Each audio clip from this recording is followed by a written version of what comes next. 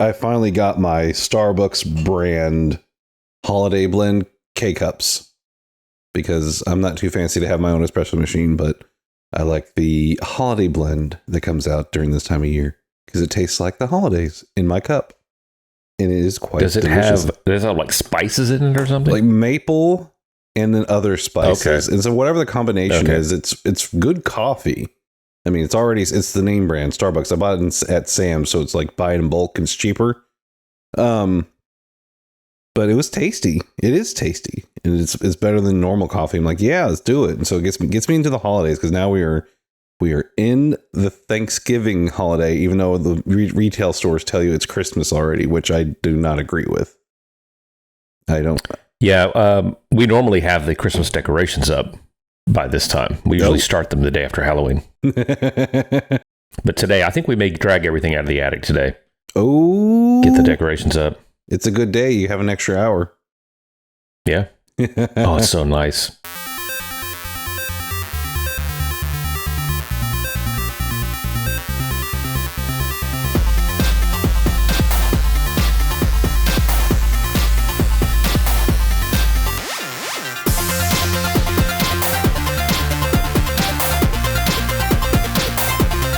Welcome to Pause Button with Storytime Gamer and Bob, a weekly podcast covering gaming news, reviews, and all things geek. I'm your host, Storytime Gamer, also known as Eric, and I stream a variety of games on my YouTube channel, StorytimeGamer.com, with a focus of story-driven games, role-playing, and horror.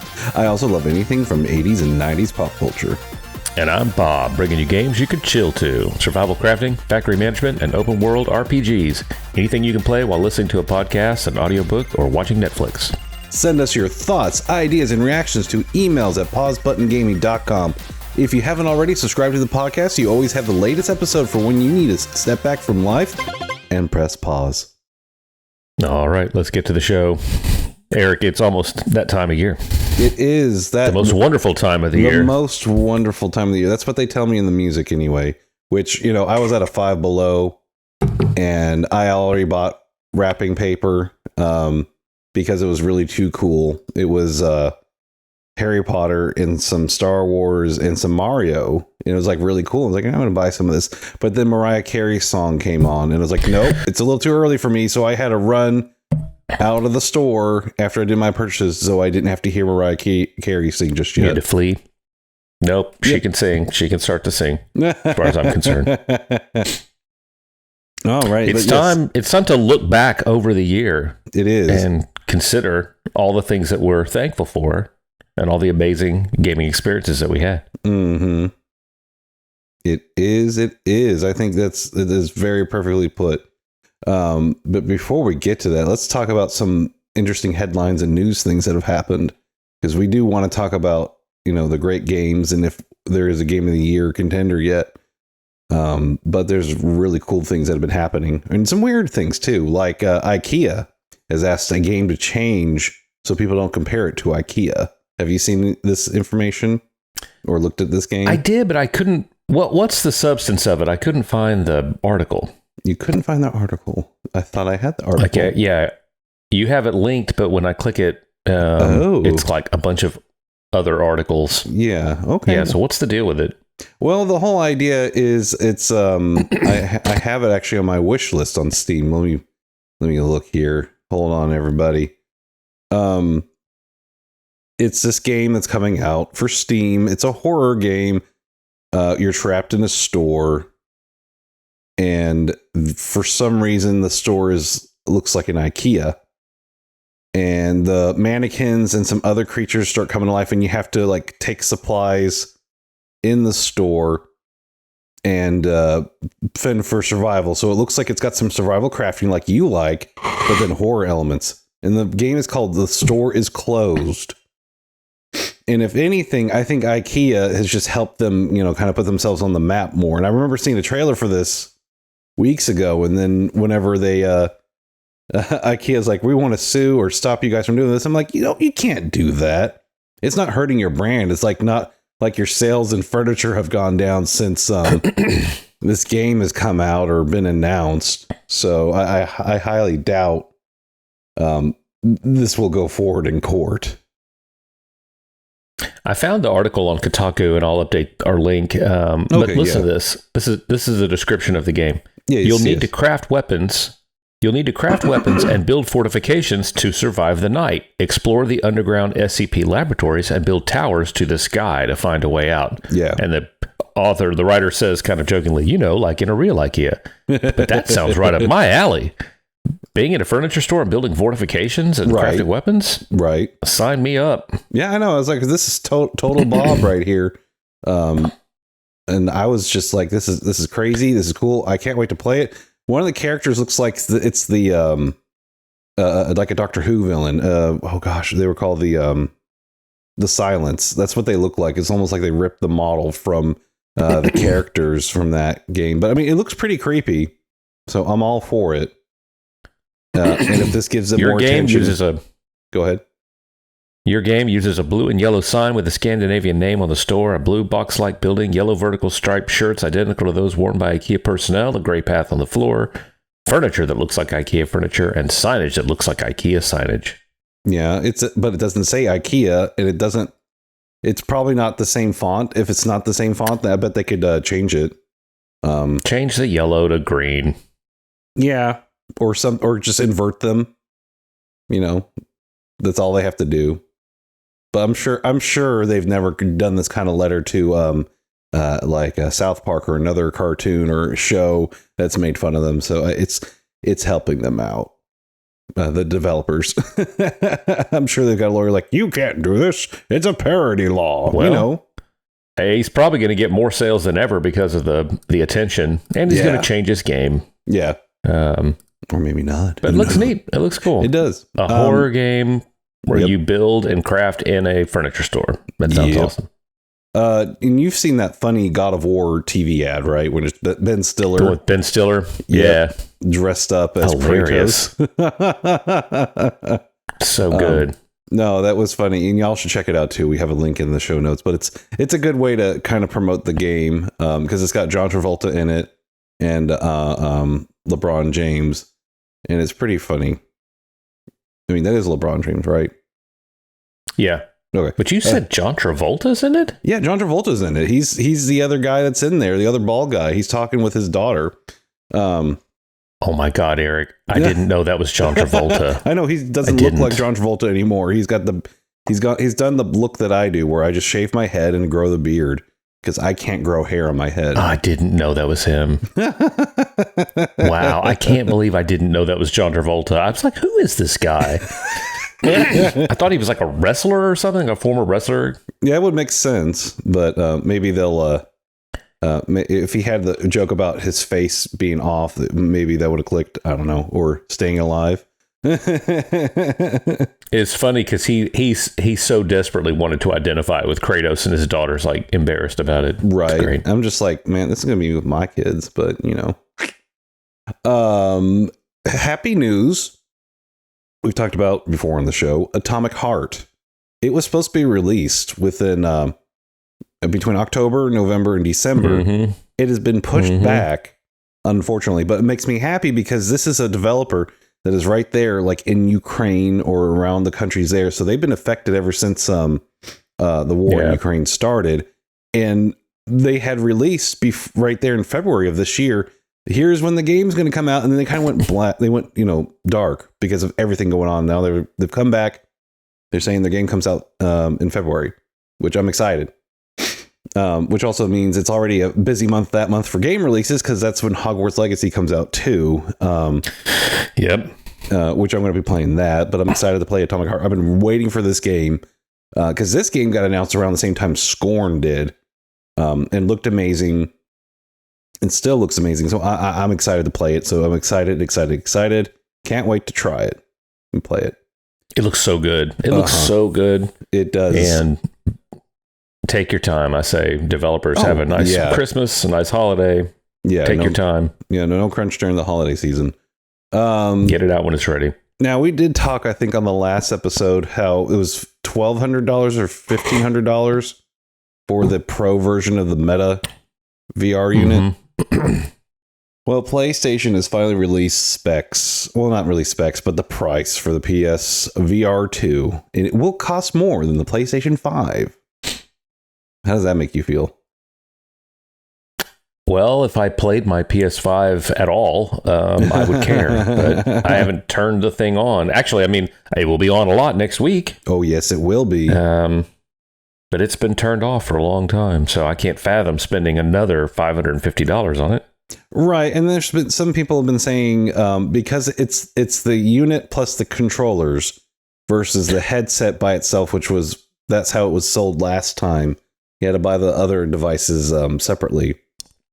But you're buying the controllers and the headset, and it's an additional part, which I think it'd be better if they would be smarter if it worked independently from the PlayStation 5 instead of you having to buy it and as an accessory, because then it's like you might as well buy a Meta and then just have that connect to like a computer, right?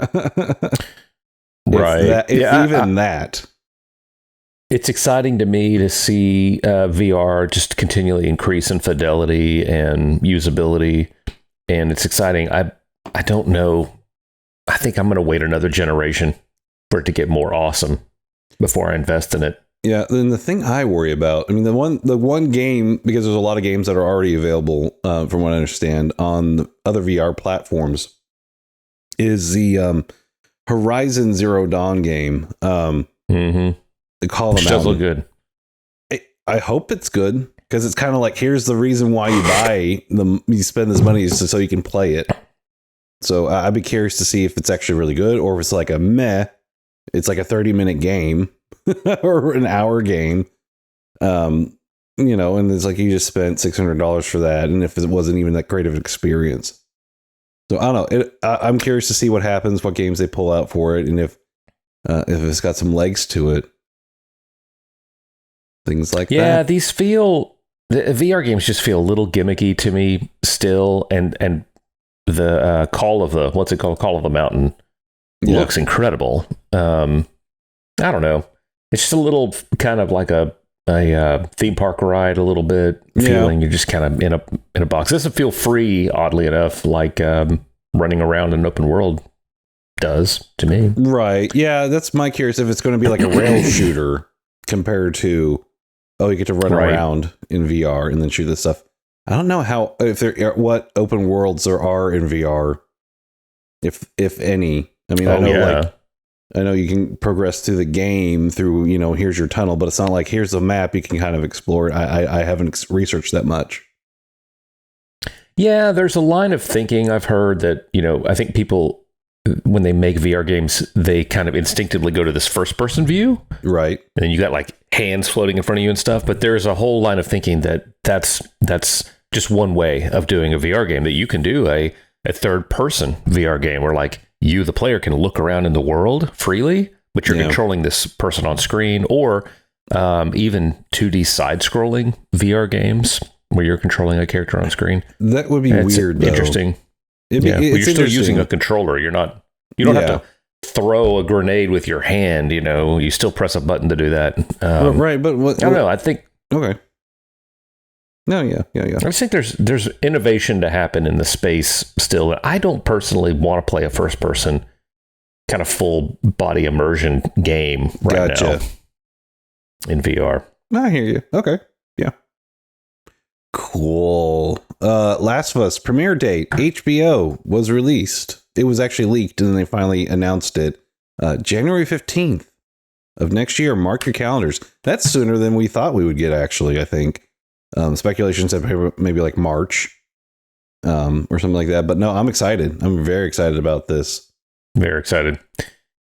And it looks great. I mean, a lot of times they screw these up, but this looks high quality. Yeah, it's going to be the best adaptation for a video game in a TV show. So I think, hold on, sorry, I had to adjust my mic. That it's going to be quite a spectacle. I think it's going to be awesome. I can't wait. Blight Survival. You saw the trailer for this, or the gameplay demo. Wow. And it's an alpha. It's like pre-alpha, I think is what it says, and it looks amazing. For you, those who haven't looked at it yet, we have a link in it. It's called check out a 5-minute gameplay reveal trailer for Blight Survival, third-person cinematic action adventure survival game and its developers describe as an action horror roguelite with 4-player co-op. So it's like medieval, looks kind of like Last of Us medieval, and you're fighting some sort of zombie infected people. Very dark fantasy looking. It looks amazing. The detail and fidelity in it is just incredible. It's got this kind of dark feel to it. The character feels weighty. Yes. You know, it's good. And we haven't had a game that we both were into that was co-op in a while. No. Since Aliens. Yeah, no, so, we haven't. This will be good. Yeah, I mean, other than us doing Phasmophobia, but yeah, it's not like, oh, let's go in there Marines and play. But this looks awesome, and that's something I was looking at, because it's like, okay, the attacks are, like you said, weighty. That's a good description, because it's like Elden Ring and chunky and other games like Dark Souls. It's like, well, what's the difference between this and Dark Souls? It's like it feels more grounded, if that makes sense, because in those that's like fantasy RPG, while this is more like survival realistic, I guess. And so it's like, ooh, yeah, I feel the weight of him trying to swing that weapon, your character, and makes it feel more brutal. Looks very gruesome and delicious. No release date for it yet. It is on my wish list. Oh, it's on my wish list too. As soon as I saw that trailer, like, whoop, whoop, whoop, whoop. So reviews came out this past week for God of War Ragnarok, because apparently the embargo was lifted. So all the news outlets and any YouTuber who's had a early access pass to it, which, hey, everybody out there, I would love early access pass to games so I can start reviewing them too. Send me a link. But people are already giving it high praise. So I've been trying to zip around and not look at a lot of things, because people are showing parts of cutscenes from like the beginning and other stuff like that. I'm like, nope. I kind of want it fresh. I want a clean slate. I just need to know if it's good or not, because that's helpful. And there's already people claiming it's one of the best PlayStation games ever, and that it might be Game of the Year already, which I always felt like it was going to be a good contender for Game of the Year. Mm-hmm. Which, so that makes me happy, and it'll be fun to kind of like, yeah, I remember when we talked about it, and then now we've played it, so we can agree or disagree, because I think we're both playing it this week. I'm not going to read any reviews. I've a couple podcasts I listen to, they've talked about it, but they're very respectful when they do so, and they don't really give anything away. They've been very high level. And I don't want to see. I want to be completely surprised. I want to experience it moment by moment. Right? Yeah, I do know that it's got that no cut. Mm-hmm. Yeah, with the camera. Camera technique, which to me I think was just brilliant. Brilliant. Oh yeah, no, I agree. Yeah, no, that's no one said anything spoiler wise. They're just kind of like giving it like, here's what I like, here's what I didn't like, type of thing. But some of the people that are, when they're showing like the B-roll video, they're showing stuff. I'm like, why are you showing me this or that? Like nothing crazy breaking stuff, but it's kind of like it's piercing the veil. It's like, I don't want to know this or that at this point. I kind of want to go in I want to go pretty empty slate besides what's been shown in the trailer that came out like a few months ago or last month, whenever it was. So I'm excited about that. Now, one big, I saved the best article for last. This was a shock to me. Earlier this week, I discovered, and because these got released, that Callisto Protocol is debuting a 6-part prequel podcast. It's called the Callisto Protocol Helix Station, and guess who stars in it? Gwendolyn Christie. And for those who don't know who Gwendolyn Christie is, shame on you. Shame on you all. Shame. She was Lady Brienne of Tarth from Game of Thrones, but also Captain Phasma very shortly, unfortunately, in the Star Wars movies, and then a bunch of other stuff too. She was also Lucifer in the Sandman show on Netflix, and she's doing a phenomenal job. I've listened to the first 2 episodes, and I'm loving it. And what I like about this is that it's a throwback to what, since Callisto Protocol is the same people who developed and created the first Dead Space, is that team had a animated comic that they put out before the game that was a prequel as well, and they released that weekly, an episode week by week, to be like, hey, here's the story, just in case you want to know, but we're not going to give away anything about the main game. So I'm excited. I like it. Y'all should try it. It is on my podcast list, and when we're done, I'm going to go play some Valheim and listen to this while I play. Yeah. No, it's very good. It's very definitely horror sci-fi. It's very good. So that's good. That's what I've got for the news this week. So what have we been playing? What have you been playing? You know, this is that weekend before a major game release where you're like, what should I play this weekend? Anything I play, I know I'm not going to be playing next week. Anything is going to be temporary. I'm not investing in anything. So it's like, so I've been playing a lot of bite-sized stuff, things I can just kind of chill out to. Yes. Getting ready. I got back into Inscription. You ever play Inscription? Oh, yeah. We talked about this. It was months ago. Yeah, I played through it and loved it. Yeah, it didn't hit with me at the time, but I got back into it on my Steam Deck, and I'm really enjoying it. It's enjoying it quite a bit. Yeah, and it's a great kind of back porch game. So I had a lot of fun with that. I told you last week I had gotten a little into Marvel Snap. Yeah. And I am really enjoying it. It is good. You can play like 5 minutes, knock a couple of rounds out. I kind of put it off because the whole collectible card game thing and having to build out a deck and learn the meta and all that stuff just sounded kind of exhausting. But Marvel Snap does a really good job of making it feel very simple, but it's got a lot of depth to it. Yeah. And it's just got all the neat Marvel characters, and it's got that great Hearthstone feel to it. So I've really been enjoying that. And then I'm playing Valheim with the cheats on, so I'm not grinding anything. So it takes if you need to get bronze, you have to mine copper, which just takes forever. You have to go to the most dangerous part of the forest and find a copper vein, and you have to build a little base next to it, and you got to just whack that copper forever. And I was like, I don't feel like doing that. So once I discovered it, I mined a little bit, and then I'm going to use the cheats to spawn in what I need. There's a game called Terraria. I don't know if you ever played Terraria. I haven't played it, but I know of it. Terraria is like a hugely popular side-scrolling open-world survival crafting game. Yeah. And I don't know, several years, they'd probably been out for 10 years when they released this mode called Journey Mode. Mm-hmm. And what Journey Mode was for people that wanted to play through it again. And in Journey Mode, when you discovered something, you had like this box that would let you have infinite of it. So it took all the grinding out of the game. So like a big part of Terraria was I need Titanite ore to make the Titanite armor. I have to go down into the world and spend all this time looking for it. Well, if you discover one Titanite ore, then you basically have infinite ore. So it's kind of a fast track through the game. Yeah. And so I'm kind of playing Valheim like that. Because I've played it before. And plus I'm just using it to listen to stuff, which I'll be listening to this podcast. Yeah. Awesome. But yeah, what have you been up to? Well, I'm in the same boat as you, and I'm still trying to figure out what I'm going to be playing and recording for the next couple days before God of War drops. So I've been playing shorter games. I finally got down to play Poppy Playtime Chapter 2.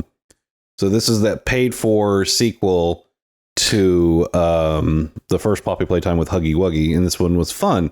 And it didn't dawn on me until after I was editing and putting the videos together that I think there's a reason why I kind of like the Poppy Playtime games, because it reminds me of BioShock. You're this person thrown into a destroyed dystopian sort of what was supposed to be a happy world, but it's actually, chaotic, and and there's these creatures that are running it that are still of the, insane mindset. And so it's what's supposed to be a happy, good place is actually this horrible, bad place. You're a silent protagonist, and you're just trying to find a way to escape. You don't have to say anything, but it's got some BioShock feels to it with the puzzles, and not as much first-person shooter, but, and I think that's kind of like, well, it's fun, and I like it. And then I finally, for Halloween, I recorded a full gameplay of Mortuary Assistant, and I really like that game. So I might actually pop up into that this week, and play that a few more times to see because I didn't guess the right cadaver that was hosting the demon, because that's the game is like Phasmophobia, except you're the mortuary assistant, so you're doing the chores and you're trying to embalm bodies, but then you have to guess which one is possessed by a demon. And there's different signs and different things you have to do to figure it out. And I guessed wrong, because at the end of the game, you're supposed to burn the body with the demon, and I guessed wrong. And there we go. So I have to go through it again and try to guess correctly this time. I need to watch your stream of that, because it sounds really interesting. It's not a game I'm probably going to play. I mean, but it looks cool. Yeah, it is very cool. Do check it out. It's fun, especially since I played it around Halloween. The whole mortuary was decorated in Halloween decorations. So I'm hoping that, not necessarily for Thanksgiving, but Christmas, will be like Christmas decor in the mortuary. So there was like one of the cadavers was dressed up as a clown. So they died as a clown. So I'm like, what if one of them's like dead Santa that I have to embalm or something, or an elf. So, I was just watching your stream, and you're walking through, the mortuary, and you see a shadow in the window. Yes. And as you move closer to it, it kind of moves away. That's a really cool effect. Yeah, no, they do that. And so it's never the same, like jump scare. I mean, it's like, I guess you could say it's the same jump scare. It's just not, you can't predict which one it is. And that's why I'm drawn to it. And so I'm going to probably play that a few more times too. So that's what we've been playing. Now, what have we been watching here? We haven't really talked about House of Dragon. We didn't get to decompress on that, did we? Oh, we didn't. No. Was that last Sunday? That was 2 Sundays ago. 2 Sundays ago. Yeah. Well, yeah, we hadn't seen it at the time because we recorded in the morning. Yeah. Yeah. Were you satisfied with the ending? I wanted more, as everybody else did, probably, that watched it. It was kind of like Eamon was like, I made a huge mistake after things got out of hand. Spoilers, everybody. But yeah, no, I like it. I like how they kind of continue it, and I'm curious to see how it goes from here. It's good, and I do appreciate that it's not like the first Game of Thrones series. The original was like, all this violence and sex and other stuff, and they toned down a lot of the sex in this, and it still holds up. So it's like, sex sells, but it doesn't mean you have to have it in everything.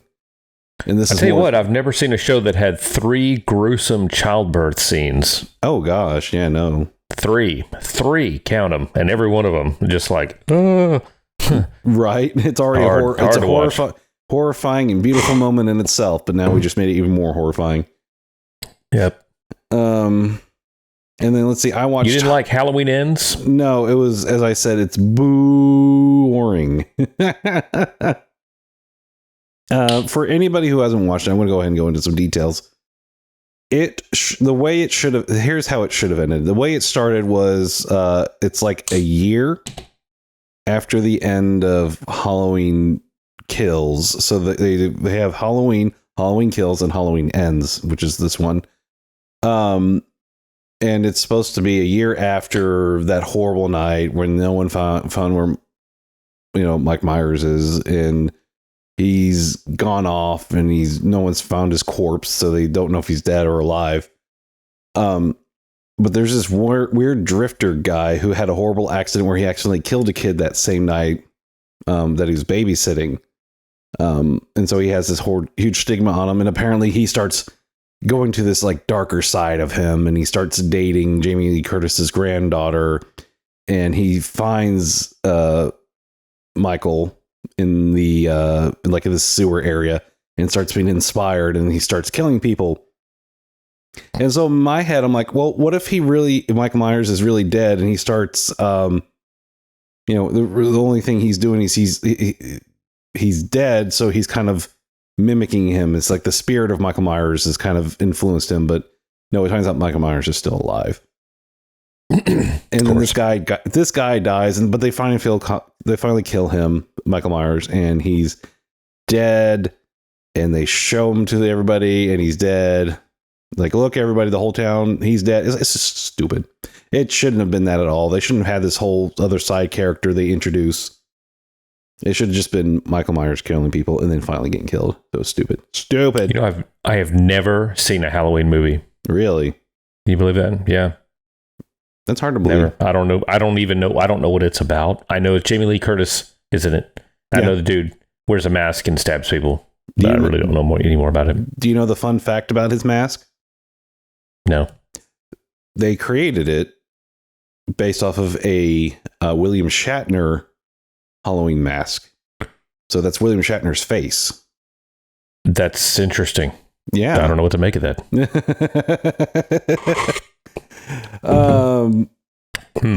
You had me at William Shatner. And then another thing that I watched around the Halloween times, I'm not going to talk, there's another movie, I'm not going to talk about it. Guillermo del Toro's Cabin of Curiosities. Did you get a chance to watch that? No, I really want to. Tell me about it. You like it? Yes. Except like the last 2 episodes were meh, in my opinion, but they're good, haunting horror stories. They're about an hour long, or 40 minutes, and they're really good, scary tales, and they kind of get into a little bit of Cthulhu, H.P. Lovecraft stuff. Ooh. And there's like a ghost story, and there's a really weird, trippy one that's a big homage to like 70s and 80s horror. I really enjoyed it. I want another season. So please, Rupert Grint is in it? Yeah. Yeah, he's in it. It's it's got some interesting, like, I guess, guest star actors in it. But it's good. It's well done. It's not like he just put his name on it. For those who don't know, it's the guy that did Pan's Labyrinth, Hellboy, the original Hellboy, Shape of Water. So if you I love Guillermo, yeah. Oh yeah. So if you were worried, like, oh no, he just put his name on it, like, no, he helped. Like, the production design feels like something he did in his movie, so it's good. Highly recommend. Have you watched any of The Peripheral?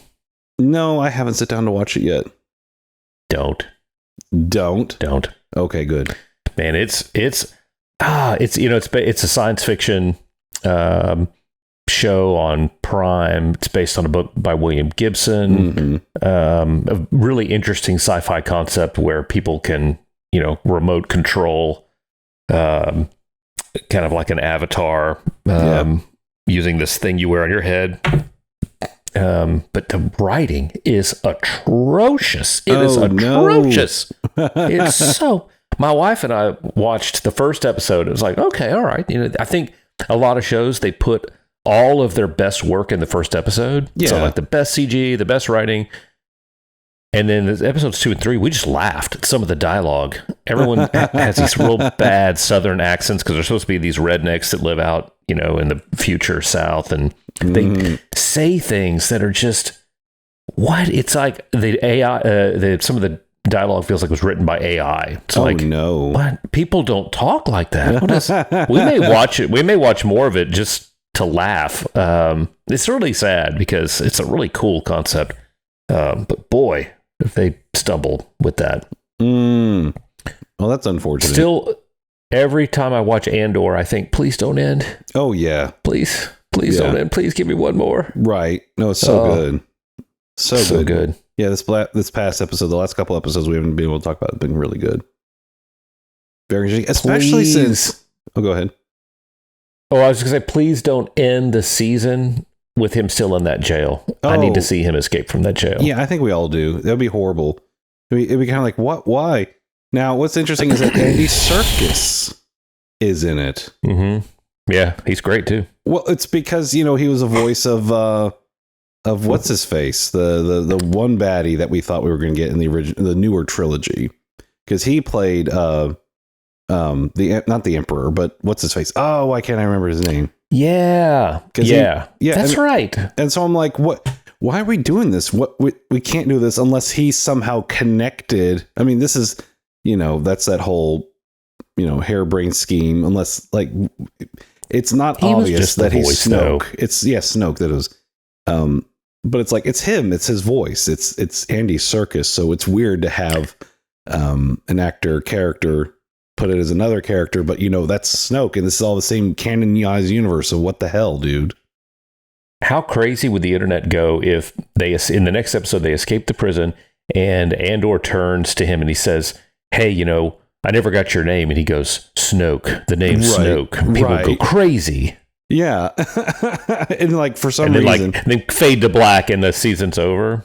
Yeah. And so it would be however many years they kept his 30 years or 30 some years, they kept this guy and his DNA on file for Snoke.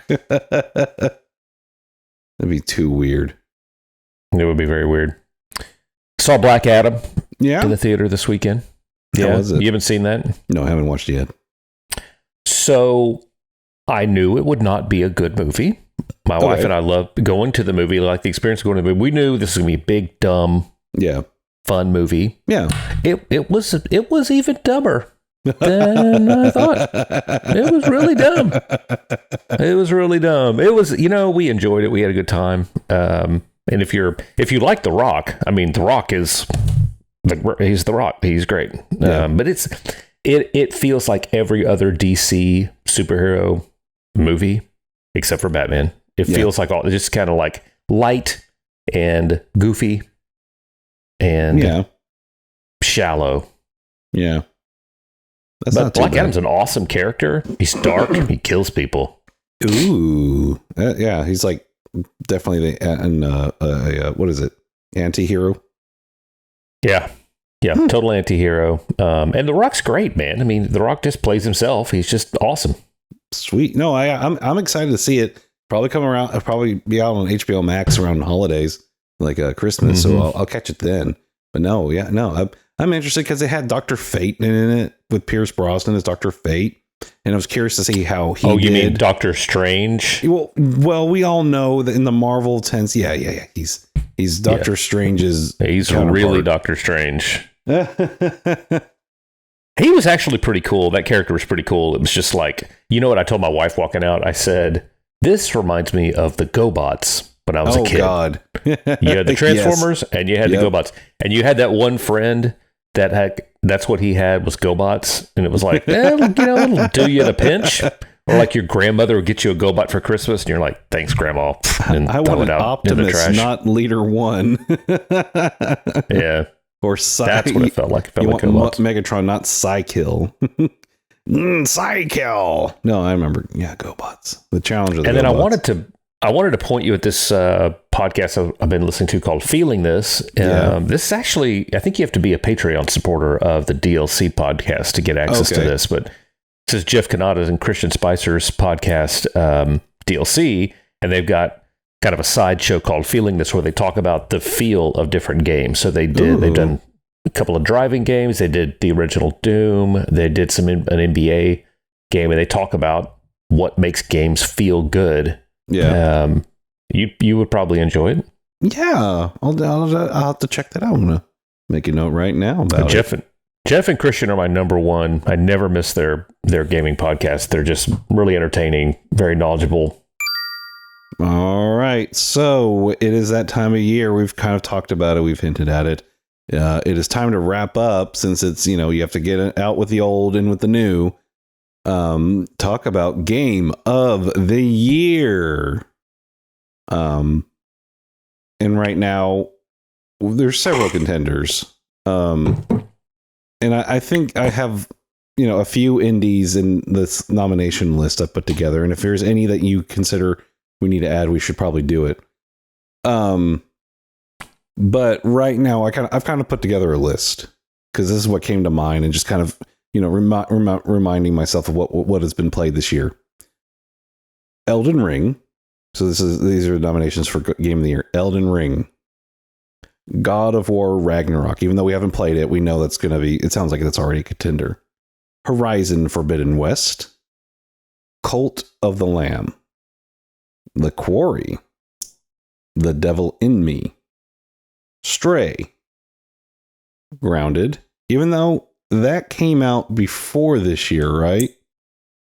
Only an early release. Early release. So would it be technically a full release now?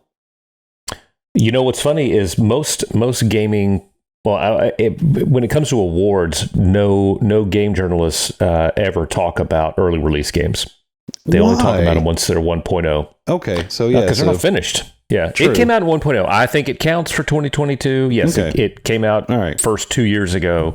But they added a lot of content. We can talk about it. You and I still need to. We need to do our Sherpa run. We do. Yeah. No, we should do that soon when we're not busy playing God of War. And then Callisto Protocol. I'm going to put that in there because that could easily be. It's easily. Because I hate when growing up, I know with the Oscars, they would do that. It's kind of like, okay, we've got all these great movies that come out, and they're like, well, this is going to be Oscar worthy. And then right at Christmas, they throw out, everyone's trying to shoe in their last minute entry to the Oscar nominations. And it's like, oh gosh, where did this one come from? I don't know. Why don't we know about it? And like, there it is. Wham, bam, it won. So Callisto Protocol, I'm going to go ahead and put that as a nomination until we know otherwise. I noticed you didn't put Marvel's Midnight Suns on here. That's not going to get in there. I feel like that's going to be a cantankerous clunk of junk when it comes out with a lot of patches. Oh man. They've been like, push it. No, pull it. Now push it. Release it. Don't release it. It does have that. It has that whiff of, this is going to be a stinker, I'm afraid. Yeah, microtransactions. They delay it. They undelay it. Yeah. Microtransactions. So I've decided to not put that in there, even though it sounds like Marvel Snap should be put in there instead. But I'm not looking at mobile games. I'm looking at, any game that can be played on platform or PC, which I think, and then I came with a bunch of other factors. So there's our nominations. I came with some factors, and please add to it if you think so. Like the story. Okay, was it a good story? The game itself, like how it plays. Why does it suck you in? What is the game loop like to keep you playing? Yep. The graphics, the sound, the dopamine addiction, where the challenge and reward. So, what is it that keeps, that kind of goes into the game loop, but, that's a whole other, I think, feeling to it. The sales, I think, are important to see how well it does sales wise. And then if there were any launch issues, like how well was it put together before they gave it to the player?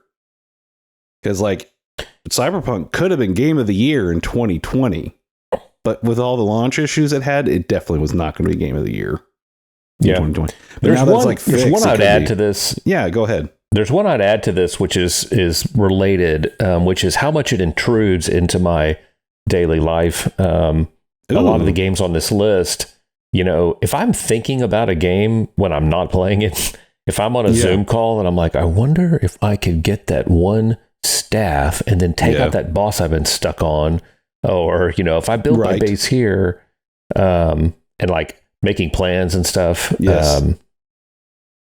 There's a couple games on this list that were like that for me, and one in a big way that I was like, it was like studying for a college entrance exam, right? Like the level of prep that I put into this game outside of playing the game. So would we put that into like the haunting factor, or the rent free in my head factor, something like that? Like how much does this? Like just, which one do you want? It just gets its hooks. It gets its hooks in you. All right, hooks in. The hook factor. Hook factor. Let's do that. I'm going to put it under the dopamine addiction. Hook factor. Okay. All right. We've got that in. So, all right. So we've got that here. We've laid it out, and we'll go over each of the categories as we go through it. But I think we should start with the elephant in the room, or I should say the Erd tree in the room. The Elden Ring is the game of the year. People were saying that like the week it came out. They're like, this is game of the year. Yeah, which that was February. That's quite a statement to say that it's game of the year back in February. You barely started the year, barely had any games come out, and here comes Elden Ring swinging. It's crazy to me. Elden Ring is, I said this on the last podcast, it's such an iteration.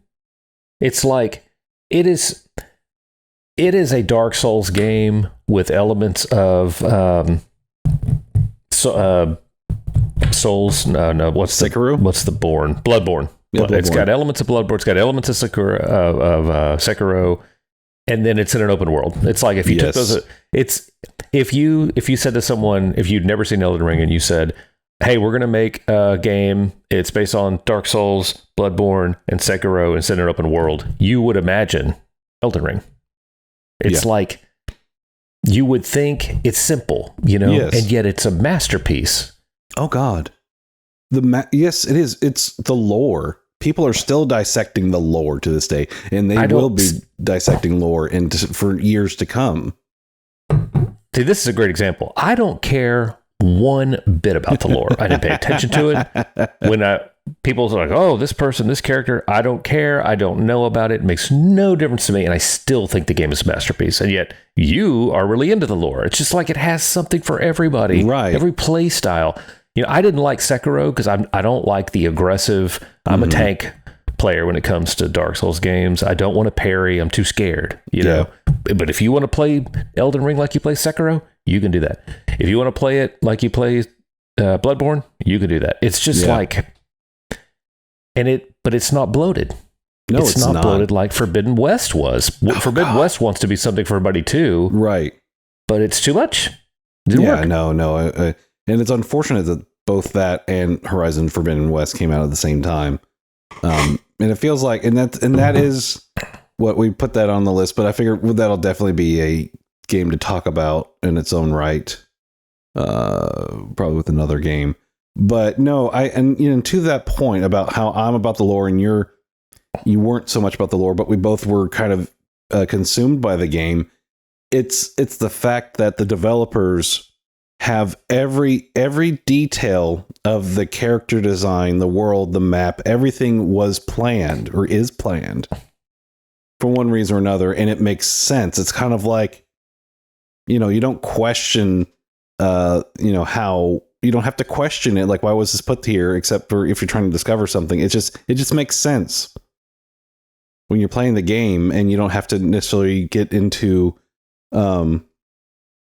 it just works. It works, and it's very subliminal, I guess, on the choices of character design and enemies and challenges you have in different areas. And it's good, so good.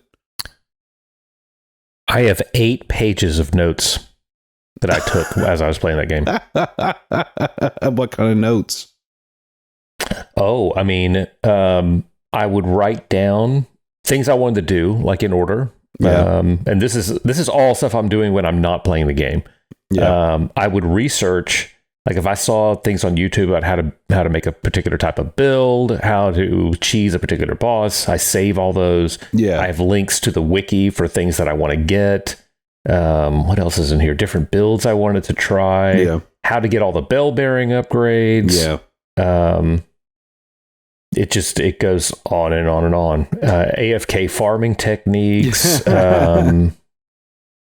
Yeah, it's very consuming, because I was doing the same thing. I'd be like looking at videos, looking at the wikis, Extra Life, just like, how can I do this? What can I do here if I got stuck somewhere? And it's like, oh, I didn't know this thing existed. Let me go find that, or go to it, or when can I get to there, or what bosses am I missing, or things like that. Because I was trying to record it. It's when I just started my own YouTube channel this past year. And I didn't record every single section because I knew it was going to be so long to record everything I was doing. I want to do a lot of stuff off camera and record some of the bigger story elements or areas I was exploring. Excuse me. And it's just an amazing game. And I never beat it. You still haven't beaten the Elden Beast. You helped me get to him, yes. And then we played him a few times and didn't beat him. And I don't need to. I don't need to beat it. You don't need to become an Elden Lord. I don't. Okay. I like to climb to OP, and once I got OP, that's enough for me. Oh, yeah, I hear you. Yeah. No, you enjoyed it. You got your enjoyment out of the game. It's kept the world on fire, and you're going to leave it there until DLC comes out, which I'm excited about. So DLC. Hard too. Yeah, no, it's got and I think that goes into it. So we've kind of covered a couple of these things. So the hook factor, obviously, it was in our brains. It was like within like a whole month, it stayed in my head. Yeah, As I was playing it and trying to get through it. Definitely the bosses are tough, but that's part of the dopamine addiction. Once you beat that boss, you're like, wow, I just did the greatest thing in the world. Especially since, you're seeing what other players were doing it, and whenever they got through it, like I finally beat Melania Blade of Mikula, and I was just like, this is the greatest day of my life other than my child being born. That was pretty amazing. See, for me, that was Radon. I beat Radon before the patch where they nerfed Radon, and you came in the next day and you're like, oh, I beat Radon. He was easy. Yeah, in one, because they had one session. Well, I did cheat. I had helpers. I brought in helpers for Radon and watched the dude kill him. Okay. But you beat him on your own. Yeah. I beat him on my own with the NPCs you were supposed to summon to distract him. Yeah, I did that. But yeah, I understood they nerfed Radon, but it seems like they kind of through a lot of the patches through this past year, they like made stuff harder, made stuff easier. Like Melania was, there was a glitch with her at one patch. So, let's go in order here, because I think launch issues, there were no launch issues. There were patches for quality of life improvements. But it wasn't like the game's broken with anything. They did make Radon easier, but then like another patch later, they make Radon, Melania harder. But it wasn't to the fact like, well, we got stuck here and then that destroyed the game, where it kept glitching here or there. There were a couple things, I think, with PlayStation 5 owners or console owners, like if they were to just pause their game, it wouldn't save properly. I don't know. Or like they put it in the sleep mode instead of like saving and quitting. I think that might have been an issue. But to me, I'm like, why didn't you just save and quit and then put it into rest mode? Don't rest mode in the middle of the game. You're risking a lot more doing that. So I would say for any there were no launch issues, in my opinion. Hook factor, totally there. Dopamine addiction, 100%. Dopamine, it's there because it's going to find new items. I mean, that's discovering, or you found out through a blog or a YouTube video. Oh my gosh, this thing's here. We have to go find it. Beating the bosses. You're always rewarded for exploration in that game. Always. Yes, and it wasn't like, and you knew as soon as you understood the language of the game. Like, oh, this is a catacomb. I know what to expect in a catacomb. This is a swamp dungeon. I know what to expect here. I know what to expect. It's got that excellent feature of open world games where you see something and you go, I wonder what's over there. And you can go over there and check it out. Yes. And it's not, and it gets challenging here or there, and you figure out how to get through stuff. It's like a action puzzle. You try to solve it, figure it out. The graphics, amazing, even though I will gripe that I played it on PlayStation 5 and I wish that, ray tracing and all that other stuff was available, and it's not still, from my understanding. So but it plays on the Steam Deck, and it plays great on the Steam Deck at 60 FPS on the Steam Deck. That's nice, but I kind of like, my next gen games to have the next gen quality to it too. Oh, totally. I'm just saying, well, how crazy is it that the game looks great with ray tracing on a high-end graphics card, looks great on the PlayStation, and it plays great on the Steam Deck. Oh, yeah. It's just crazy that it scales all the way up and down like that. Oh, I agree. No, that is pretty crazy. That's amazing and awesome. What was I going to say? Oh, it's funny because I watched other YouTubers play through Dark Souls 3 because I like Dark Souls 3 a lot. And there were times where it's like, wait, is this Elden Ring or Dark Souls 3? If I saw a clip or a snippet. There's a certain look to Dark Souls 3, but I'm just like, man, if Dark Souls 3 was on this engine, it would be even more amazing. The graphics are great, textures are great, animations, all that stuff. And the sound's really good sound design. Mm-hmm.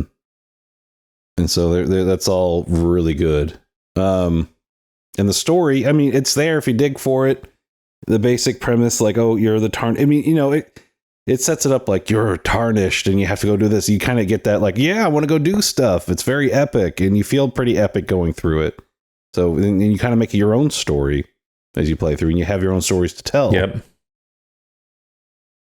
And so the game itself, the game loop of, it's not necessarily grinding all the time, but it's, it's discover, find things, get items, get stronger, figure out how to fight enemies, die, figure out how to beat them again, die again. I mean, that's live, die, repeat. That's the gameplay loop of you keep trying until you get through it. I've always appreciated about these games that they let you grind if you want to grind. And I feel like they leave glitches in, like the chicken. I don't know if you ever did the chicken. It's not a glitch. Well, I guess it kind of is, where you kill this one chicken over and over again. Yeah, the big dog chicken, or the big bird. Yeah. I like to play games like that, and some people think it's cheating, but I don't care. I like to play games like that, and they left it in there, and I appreciate that. Yeah, no, each one of them, well, at least for the Souls, the Demon Souls, Dark Souls, In this, they seem to. At one point, you can find an area where there's a save point nearby, and it's not far from some enemies that you farm. You can get runes or blood or souls to help you level up, and that becomes your farm for leveling up, and that's fine. I think it's great. You should keep it that way. There's nothing wrong with it. I do it because it's like, well, I could grind through here, even though I've cleared out this area many times, or I can stay in this one spot and just repeat over and over until I have enough things to upgrade my character. Yeah. It sucks, but it's a legitimate strategy. It lets you play the way you want to play. If you want to tank, Right. if you want to do a ranged character, which is what I did, you can do that. There's if you want to be people super aggressive, you can do that. There's people that just do the whole game with shields only. People that use the butt stomp attack. Yeah. There's one guy who played it on a whole pacifist run by doing summons only. Like they never touched a single enemy with an attack of any type or defense or a parry or what was it? Repose or whatever. And nothing like that. They just had their summons do all their work. And it was amazing. They got through the whole game. I love summons. Summons are a lot of fun. Oh, that was just an awesome addition. And I would say, so we've talked about all these things. We've kind of hinted at why it should be Game of the Year. I think we've said that. It's actually won Game of the Year in Japan. I think it was only Japanese games that were competing, according to this article I have linked on Forbes, but it's apparently won Game of the Year in Japan. Let's see, when was that? It was the top selling video game September. A year to date. Yes, that's good. It was competing against Resident Evil Village, which I don't understand how that happened. Because that wasn't 2022. Sky Children of Right, Tales of Arise, Lost Judgment, Final Fantasy. They have a weird, I guess, Game of the Year. Because they had some games that came out last year. Maybe they have a different year. Ghostwire Tokyo. It's weird. Like Horizon Forbidden West did compete against it apparently at this thing, but it did not win. I remember cheesing the Black Knight Tish. Yes. Yeah. On a rock so I could beat it, so I could get the summon, and I had so much fun with that summon. Oh, I love that summon too. It took me at least an hour to get that thing to glitch out on that rock because I could not beat it. I poisoned it with the poison mist. Yeah. And it got stuck on this rock. I have a video of it. Ooh, yeah, you did show me that to me. It was fun. But okay, here's my one argument to say why it shouldn't get Game of the Year. You ready? It's going to be a bomb. Okay, drop it. Well, two reasons. It's accessibility. It doesn't have a mode that makes it like a story mode where you can just go through and play it. So there's a bar against those people, which I'm just playing devil's advocate. Like an easy mode? Yeah, like an easy mode or a story mode where it's just totally easy. There's a lot of complaints about that. So, I mean, that's one reason. I don't believe it because, in my opinion, you just go grind. You just go get your souls and stuff, and then you learn it. That's what the game is about. But anyway, so that's one reason. Another reason would be, it's basically it is just a Dark Souls 4 open world. So it's not really anything new from this company because they took animations and stuff and assets and retextured them from other games that they've already created, that's a very weak reason, but I still think that that could be a reason why it shouldn't be. So it's not like this is brand new. Yeah, I mean, you should get points for trying something totally new, but you don't see a lot of that. I mean, Callisto Protocol is not something totally new. No. Forbidden West. No, not totally new. Yeah. Same thing with God of War Ragnarok as a sequel. And that's, I guess, what Elden Ring has against a lot of these, other than Stray, Grounded, is that and Cult of the Lamb. Elden Ring is definitely like, that's new. It's an IP, brand new. Well, there's several sequels, which it's hard to fight against a sequel when it's already got something good in it. Mm-hmm. I mean, even Cult of the Lamb is a combination of some different genres. It's got there's a lot of uniqueness to it. But I wouldn't call it entirely unique.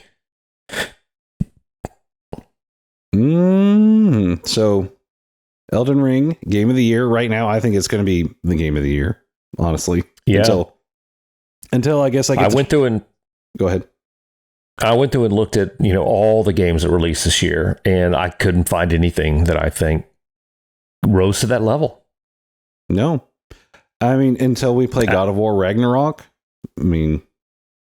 I can't believe that I didn't like Forbidden West more than I did. I mean, I bought that PlayStation.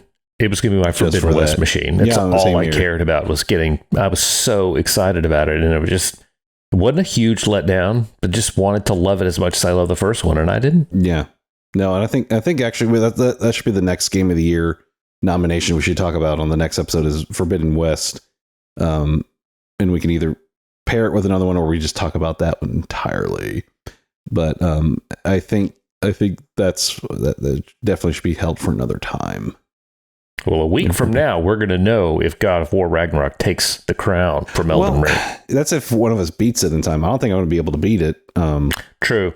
It's reportedly having 40 hours for the main stuff, which is longer, I think, than the first God of War 2018. But I'm going to enjoy every second of it, so I'm excited. Yeah, me too. Yeah, let's see if that'll change our tune. Thanks for listening to Pause Button. Like, subscribe, follow on YouTube and Apple Podcasts. And send us your thoughts, ideas, and reactions to emails at pausebuttongaming.com. Have a great week, and don't forget, when life gets hectic, sometimes you need to hit the pause button.